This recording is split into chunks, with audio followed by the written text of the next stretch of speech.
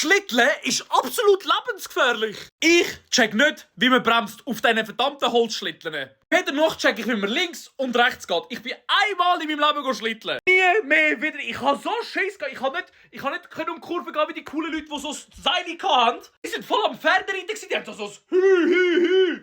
Also checken ihr, die sind so voll so reingelegen, so voll so hinten, voll am Heben und um die Kurve. Wow. Ich musste den Schlitten lupfen. Ich bin so aufgekumpelt. Ich so, okay, jetzt kann ich weiterfahren. Und bin eine halbe Strecke wieder geradeaus, nimm den Schlitten bei der nächsten Kurve wieder rauf, tun so heben, dreh mich, runter und weiter geht's. Und während neben mir die ganze Zeit Leute sind, mein Arsch hat weh da, mein Füdli, mein Rücken, alles kaputt. Spass habe ich trotzdem gehabt, es war geil, das Feeling. Aber trotzdem mehrfach Todesangst, ich schwöre. Dann gibt es so die Kurve, wo so steht, so langsam, tranquilo. Und ich mit aller Kraft, mit allem, was ich kann bremsen und plötzlich einer neben mir.